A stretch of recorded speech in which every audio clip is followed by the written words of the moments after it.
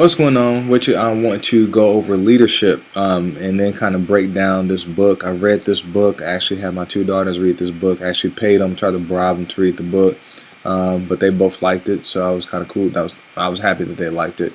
But let me kind of break down my story, and then I'll go into this book, and then I'm out. I grew up predominantly raised by a single mother. We had some times, guys, where it was really, really tough financially on us. And so we've driven around growing up in some hoopties. If you guys know what hoopties are, they're like cars that really break down bad. Um, we've had situations where we had no food in the refrigerator, um, which is tough. You keep going to the refrigerator and you want something to eat and there's nothing to eat. We've been in a situation growing up where my mom didn't have any money to get any gifts around the holiday time, and I was maybe 7 or 8 or 9, somewhere around there. And I told her, "Don't worry about it. Hey, as long as we have each other, we're going to be okay." Um, and just struggle. I mean, I've grown up, so going through that period of time, and then not having a father in my life made things even worse because I always wanted to have my dad around, and for some reason or another, that just didn't work out. So, going through that, there's been some people that I see that when they don't have that father figure, they are upset or frustrated, mad about everything. I chose to channel my energy towards sports and my schoolwork, and I'm grateful that I have a good mom that kept me on the right track. Sometimes I didn't want to listen to her, but I did respect her because I knew how hard she worked for the family. So I know you guys are young, and your parents or your guardians sometimes get on your nerves, but at the end of the day, they're telling you what's best, and they're trying to help you out, and they're trying to make your life better than their life is. So some of you guys may be in situations where that may not always be the case, but you could be the one that can actually help the family out because of some of the things you may learn from this video and some of the support systems that you have at your school with your guidance counselors, youth leaders, or whatever organization you're tied to be connected to College Coaching Network. So just keep your head up. May not always things may not always be the way you want them to be, but at the end of the day, if you work hard, they'll always turn out in your favor. But let me go through some of the things with Rich Habits. So growing up having that kind of background really made me hungry to become successful in life, and to put myself and my family in a position where we're winning, right? Straight up, I just wanted to make sure we could have a better life than what I experienced growing up for my kids. So I was very, very hungry and driven to learn how people became successful, how people made money, how people were able to take trips and all that cool stuff, right? And so for me, I made a lot of mistakes because I tried to find shortcuts. I thought that you could maybe do something to get there quicker, and then I could say, "Ha ha, Rob, I've got this money in this car, and da da da da, these clothes and all that." But what I've noticed over the years through trying to find shortcuts is there is no shortcuts. So the way you become successful is you have to commit to having daily habits that you do day in, day out. They may seem boring. Believe me, I get it. But if you ever play sports, people tell you, you got to keep shooting, you got to keep practicing, you got to keep working hard at whatever it is with schoolwork, sports, acting, drama, debate, whatever. You got to keep working hard at it, and somehow or another, the more you do it, you'll enter into a realm where people can actually see that you have mastered your craft. And that's the problem with a lot of people today. They want to try something, and then once it's no longer just fun and new, they want to go try something else. And there's nothing wrong with that if you're trying to figure out what it is you want to do. But once you figure it out, okay, I like this. I like this sport. I like debate. I like student council and leadership, or I like playing on the band or whatever that may be.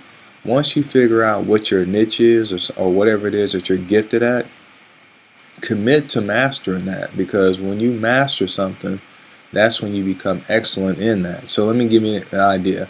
If you think of, and this is, I know this is an old name, but I'm an OG, so just bear with me. Um, if you think of Michael Jackson, if I say Michael Jackson, what do you think of? You should have probably said singing or dancing.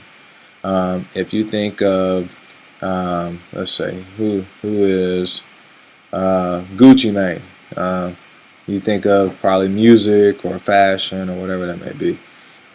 If you think of LeBron James, you think of a superstar athlete, and then he's got all kind of other endorsements and all that other kind of stuff. Uh, but you get the picture, right? So when you think of, or I won't say his name, I'll back off that one. But if you think of people that are pretty successful, they've actually taken the time to become the best at what they do. And so what I want to share with you real quick, and I'm out, is some tips that I got out this book, Rich Habits. It's a 75 page book. I suggest that any person consider reading this book. It's a great book. The guy, his name is Tom Corley. The reason why he wrote the book was he's a CPA.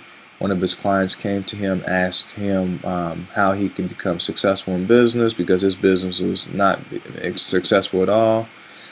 So Tom started interviewing some of his successful clients and found out that they had no advantage really over people that were unsuccessful.